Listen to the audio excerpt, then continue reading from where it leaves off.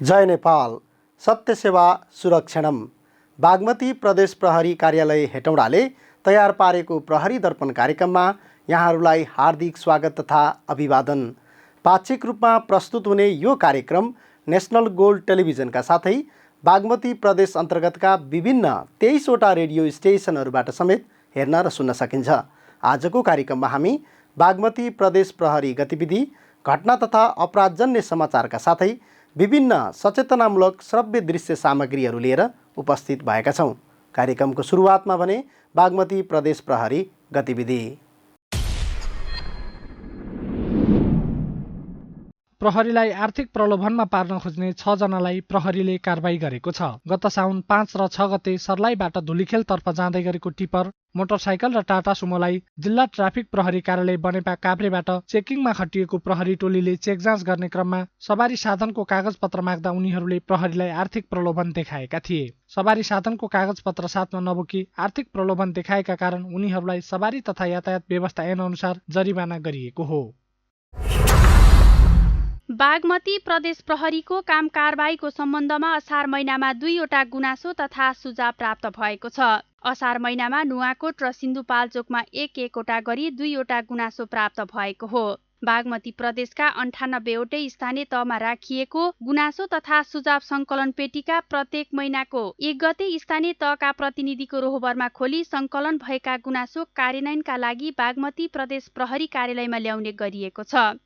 हालसम्म बागमती प्रदेश प्रहरीको काम कारबाहीका सन्दर्भमा 40वटा गुनासो परेका छन्। तपाईसँग पनि प्रहरी काम कारबाहीको सम्बन्धमा कुनै गुनासो, सल्लाह र सुझाव छन् भने आफूलाई पाएक पर्ने स्थानीय तहमा राखिएका गुनासो संकलन पेटिकामा लेखी खसाल्न सक्नुहुनेछ।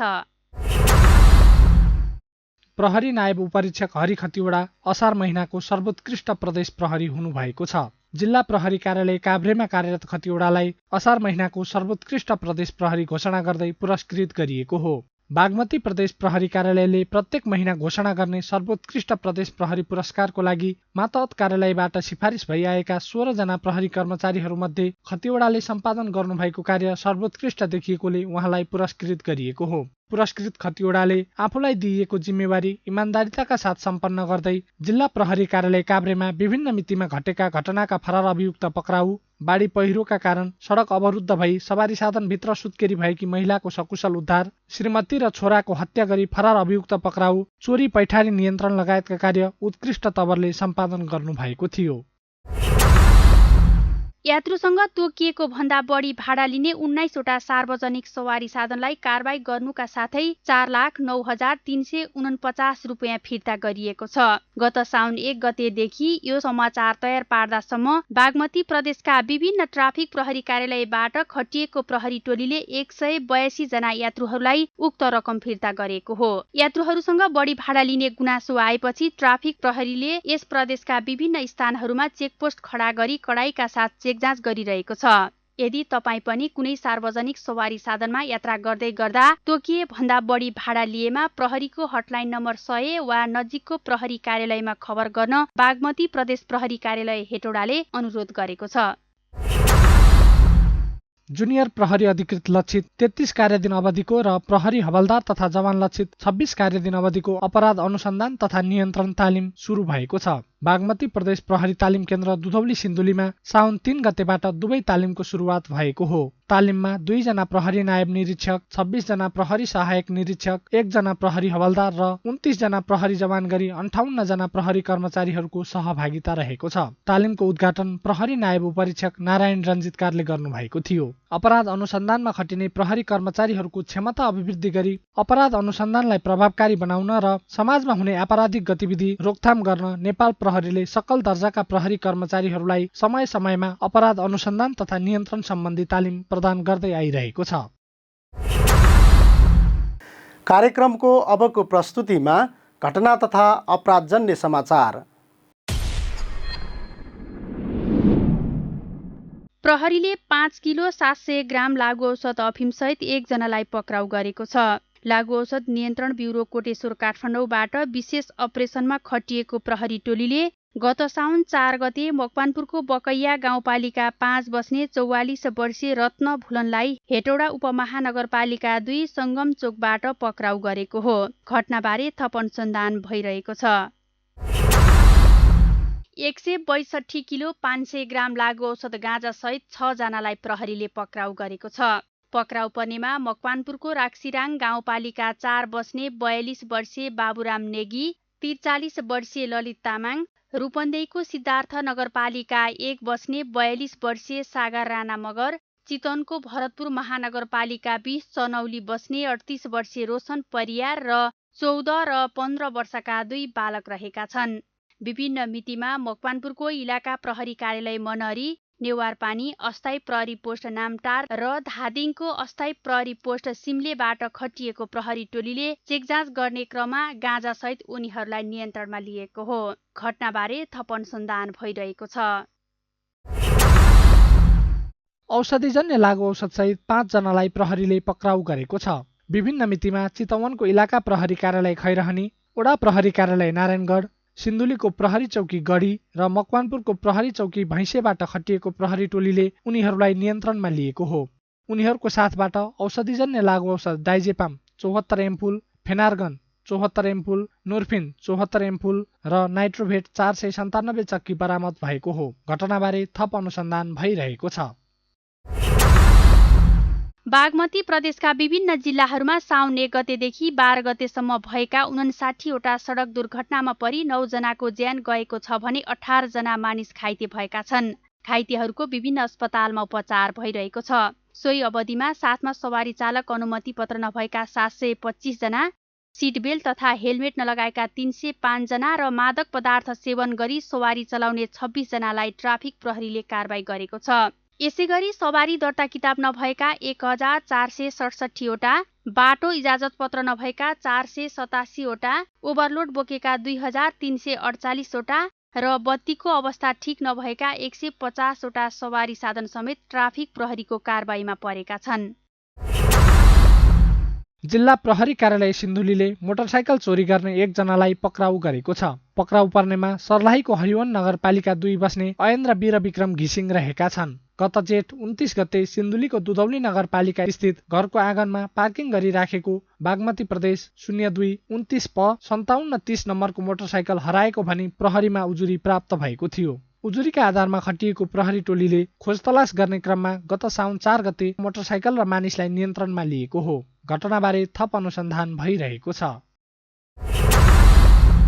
जिल्ला प्रहरी कार्यालय सिन्धुपाल्चोक र दोलखाले 42 रोपनी क्षेत्रफलमा लगाइएको गाँजा खेती फोडानी गरी नष्ट गरेको छ। विभिन्न मितिमा जिल्ला प्रहरी कार्यालय सिन्धुपाल्चोक र दोलखाबाट खटिएको प्रहरी टोलीले जिल्लाका विभिन्न स्थानमा अवैध रूपमा खेती गरिएको गाँजा फोडानी गरी नष्ट गरेको हो। बागमती प्रदेश प्रहरी कार्यालयले सञ्चालन गरेको लागु औषध खेती नष्ट गर्ने अभियानलाई मातहत प्रहरी कार्यालयहरूले निरन्तरता दिइरहेका छन्। जुवातास खेलिरहेको अवस्थामा प्रहरीले 7,15,035 रुपैयाँ सहित 11 जनालाई पक्राउ गरेको छ। गत साउन 12 गते जिल्ला प्रहरी कार्यालय काभ्रेबाट खटिएको प्रहरी टोलीले उनीहरूलाई पक्राउ गरेको हो। पक्राउ परेका उनीहरूको साथबाट 14 बुक तास समेत बरामद भएको छ। यसैगरी जिल्ला प्रहरी कार्यालय सिन्धुलीले पनि जुवातास खेलिरहेको अवस्थामा 1,73,275 रुपैयाँ सहित 10 जनालाई पक्राउ गरेको छ। गत साउन 7 गते विशेष सूचनाको आधारमा खटिएको प्रहरी टोलीले उनीहरूलाई पक्राउ गरेको हो। पक्राउ परेका उनीहरूको साथबाट 13 बुक तास समेत बरामद भएको छ। घटनाबारे थप अनुसन्धान भइरहेको छ। प्रहरीले 143 लिटर घरेलु मदिरा नष्ट गरेको छ। साउन 1 गते प्रहरी चौकी ठोकर्पा सिन्धुपाल्चोकबाट खटिएको प्रहरी टोलीले उक्त घरेलु मदिरा बरामद गरेको थियो। बरामद भएको घरेलु मदिरालाई प्रहरी चौकीको परिसरभित्र स्थानीय प्रतिनिधिहरूको रोबरमा नष्ट गरिएको हो।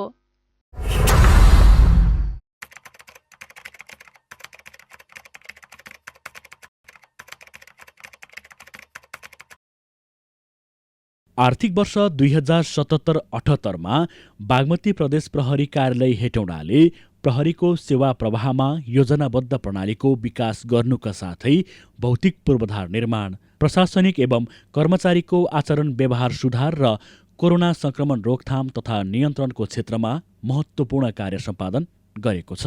सेवा प्रवाहलाई व्यवस्थित बनाउनुका साथै प्रहरी कर्मचारीहरूको उत्प्रेरणा अभिवृद्धि एवं आचरणसँग सम्बन्धित विभिन्न 38वटा नवीनतम कार्ययोजनाहरू कार्यान्वयनमा ल्याइएको छ। प्रशासनिक सुधार गरी उत्कृष्ट कार्य सम्पादनको लागि मातहत कार्यालयको मासिक मूल्याङ्कन प्रणालीको विकास गरिएको छ। प्रहरी कर्मचारीको काम कारबाहीसँग सम्बन्धित गुनासो तथा सुझाव सङ्कलन गर्ने उद्देश्यले बागमती प्रदेशका सबै स्थानीय तहमा गुनासो तथा सुझाव सङ्कलन पेटिका राखिएको छ। त्यसै गरी प्रहरी कर्मचारीको मनोबल अभिवृद्धिका लागि प्रत्येक महिना 16 जना प्रहरी कर्मचारीहरू पुरस्कृत हुने गरी उत्कृष्ट प्रहरी छनौट कार्यविधि कार्यान्वयनमा ल्याइएको छ। अवैध लागु औषधको खेती नष्ट गर्ने अभियान सञ्चालन गरी 869 बिगाहा भन्दा बढी क्षेत्रफलमा लगाइएको गाँजा र 103 बिगाहा भन्दा बढी क्षेत्रफलमा लगाइएको अफिम खेती नष्ट गरिएको छ। आर्थिक वर्ष 2076-77 को भन्दा यस वर्ष मुद्दा दर्ता सङ्ख्या 5.64% कम भएको छ।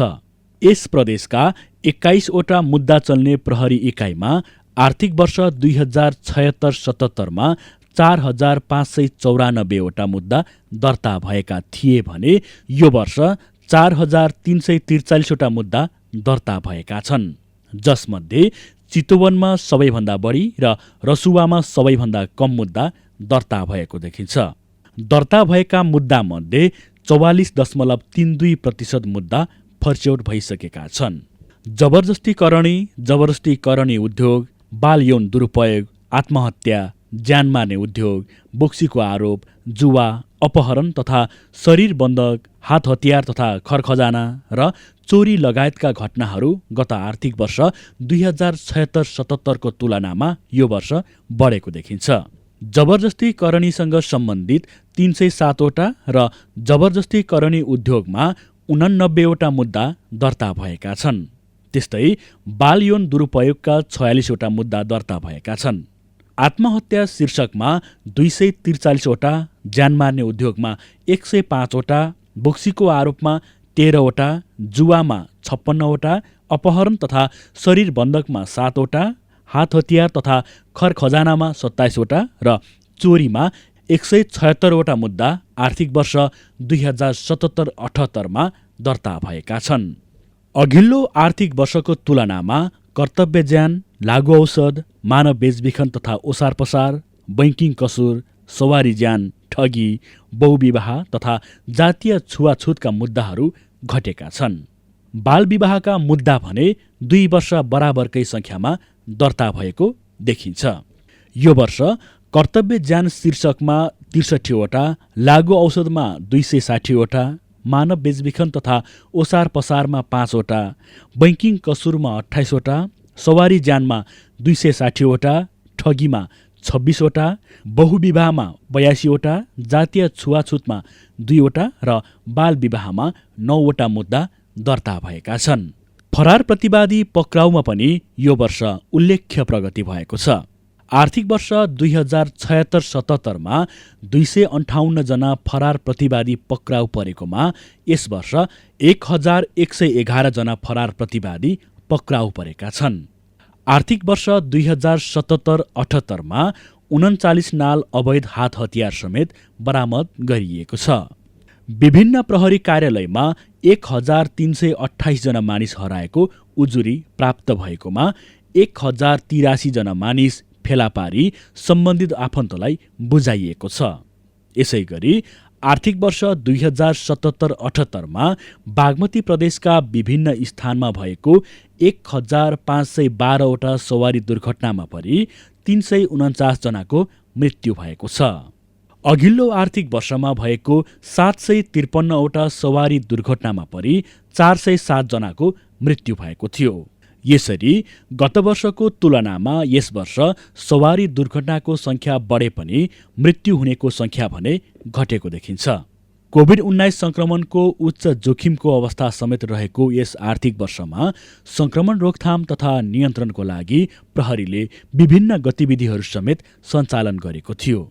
विभिन्न सचेतनामूलक कार्यक्रम सञ्चालन, अक्सिजन सिलिन्डर सङ्कलन र वितरण, पर्चा पम्पलेट वितरण, मास्क नलगाई हिँड्नेलाई मास्क वितरण गर्नुका साथै सम्झाइ बुझाइ गर्ने, विदेशी तथा स्वदेशी मजदुर उद्धार र लकडाउन उल्लङ्घन गर्ने व्यक्ति तथा सवारी साधनलाई कारबाही जस्ता गतिविधि यसै अन्तर्गत पर्दछन्। अपराध रोकथाम तथा नियन्त्रणको लागि विभिन्न सामुदायिक गतिविधि सञ्चालन गर्नुका साथै यस प्रदेशका विभिन्न 9वटा जिल्लाहरूमा लागु औषध विरुद्धको सडक नाटक तथा सङ्गीत थेरापी कार्यक्रम समेत सञ्चालन गरिएको थियो। कार्यक्रमको अबको प्रस्तुतिमा विभिन्न सचेतनामूलक श्रव्य दृश्य सामग्री।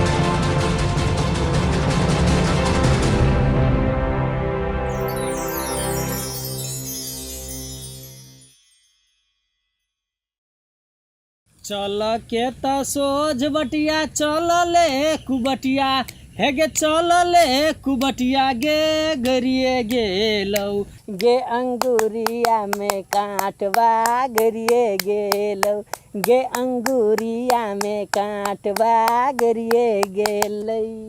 वाह, मिताले त मजाको गीत सुनायो। मजा आयो क्या। अब एकचोटि मलेसिया गयो, दुईचोटि कतार गयो, आखिरमा जतिचोटि विदेश जाँदा पनि गाउँ जस्तो मजा कतै आएन।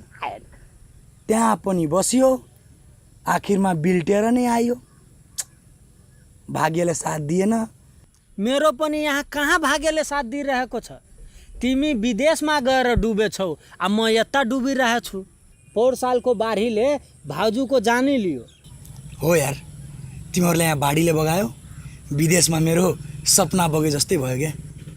विदेशबाट त्यति बर्बाद भएर आए, अब मेहनत गरेर पसिना चुहाएर ल्याएको टिभी थियो, बाढी आएर त्यो पनि बगाएछ। अब भएको जति त्यो सामान पनि बग्यो। अब हाम्रो ठाउँ नै यस्तो छ, क्षेत्र नै यस्तो छ। गर्ने जति हामीहरू गरिराखेको हुन्छु, तर बाढी आउँदाखेरि के गर्नुपर्छ के गर्नु पर्दैन हामीहरूले थाहै छैन। त्यसो भए सुन, बाढी आइसकेपछि हामीले के गर्नुपर्छ। बाढी आइसकेपछि नआतिने, जति छिटो हुन्छ अग्लो स्थानमा वा सुरक्षित स्थानमा जाने। सातु, भुटेको अन्न र चिउरा जस्ता खानेकुराहरू साथमा लैजाने। बालबालिका, गर्भवती, बिरामी, अपाङ र वृद्धलाई सबभन्दा पहिले सुरक्षित स्थानमा लैजाने। घरमा सब सामान जोगाउनुको सट्टा घरमा रहेको महत्त्वपूर्ण कागजात, नगद, गहनालाई एउटा झोलामा राखेर अथवा बोरामा राखेर सुरक्षित स्थानमा पुर्याउने। बाढी आइसकेपछि हाम्रो स्थानभन्दा तल्लो स्थानमा बस्ने मान्छेलाई जति छिटो हुन्छ खबर गर्ने। पुलिस प्रशासन अथवा सुरक्षा निकायलाई जति छिटो हुन्छ खबर गर्ने। अनि मात्र बाढी आइसकेपछि हामी सुरक्षित हुन सक्छौँ। अब सबै कुरामा हामीले भाग्यलाई दोष दिएर हुन्छ र? हुँदैन है। आफू पनि हामीले यी बानी बेहोरहरू व्यवहारमा उतार्नुपर्छ। अनि बाढी आए पनि हामी सुरक्षित हुन सक्छौँ है। बुझ्यो होइन त? हामी जानुपर्छ है। ल जाउँ है। ल मेरो चप्पल त फेरि उतै छुट्यो। ल जाउँ है। विपदबारे चासो राखौँ, चनाखो बनाऊ। हवस् त, प्रहरी दर्पण कार्यक्रम आजलाई यति नै।